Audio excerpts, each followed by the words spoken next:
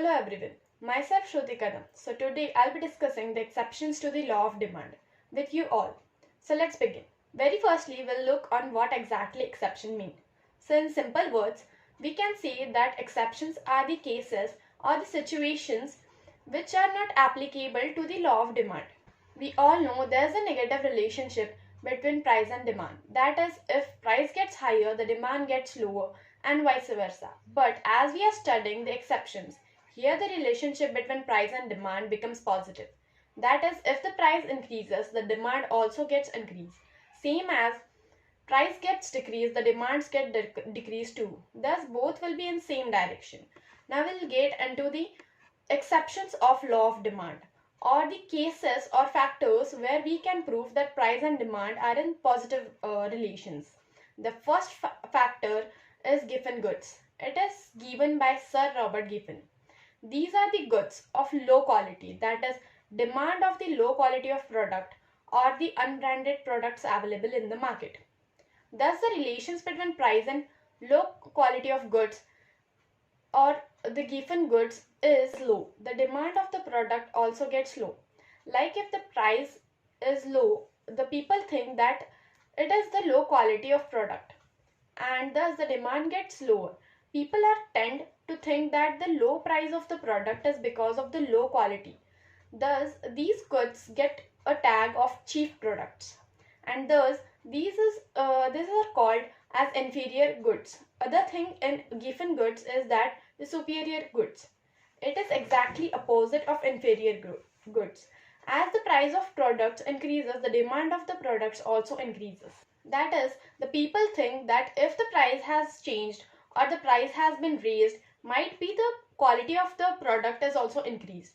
Thus, the demand gets increased. Thus, given goods are the goods in which, although the quality of the product is low, if the price of the product decreases, the demand of the product is also decreased. Same as if the price of the product is increased, the demand of the product is also increased. The next factor is necessity of life. These are the products that are necessary in daily life. Whatever is the income or the salary level is, we have to buy this product. The products like food grains, salt, milk, etc., which are household needs. In this, whatever the price of the product, lower or higher, it doesn't affect the demand, because people will buy it. It is a necessary products, because people will buy it as it is a necessity. So they will never judge the product by its price, and the demand remains constant. And also the government does not lay much high taxes on this product so that it will be affordable to all. Thus, the law of demand does not applicable here, as in any condition people are going to purchase the product. So the next factor is commodities used as status symbols. That is, product which shows the status of one's standard of living, which people buy for show off. For example, products like diamonds, costly carpets, furniture, vehicles, imported phones, etc. So these products are mostly affordable by business class people having a great source of incomes, to whom the high price of product does not affect. Although the high prices gets high demand and the low prices gets lower demand. Low price means low status. So let's get into the next factor, that is future expectations. In this, people are expecting that price of the product will increase or decrease in future.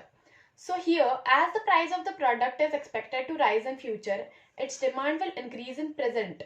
So as if the price of product will decrease in future, it is expected that the demand of the product is also decreased. For example, if we consider that the price of the rice currently is 50 rupees per kg and it is expected to reach 100 rupees per kg, the demand will increase in present scenario. People will buy more quantity of rice in the price of 50 rupees per kg and keep the rice in stock.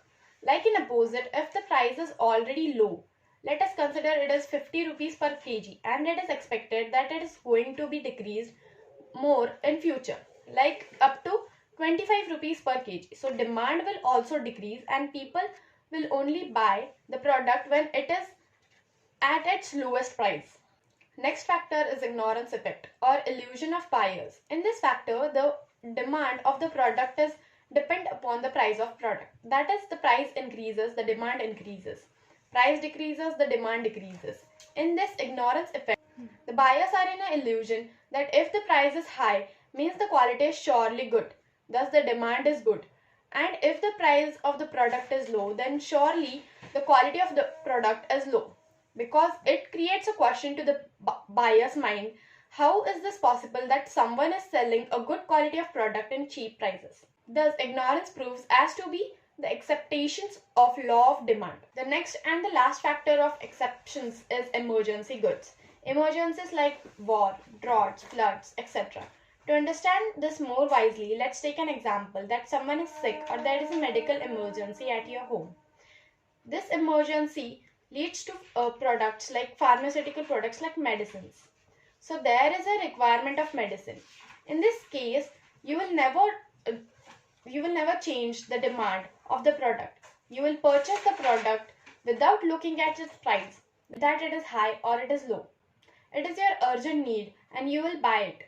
So thus increase in prices in emergency situation does not affect the demand of the product. So this was it, all factors about exceptions of law of demand, where the relation of price and demand was positive. So here law of demand is not applicable as both demand and price goes hand in hand. So I hope I'm making sense and the point is clear to you. Thank you.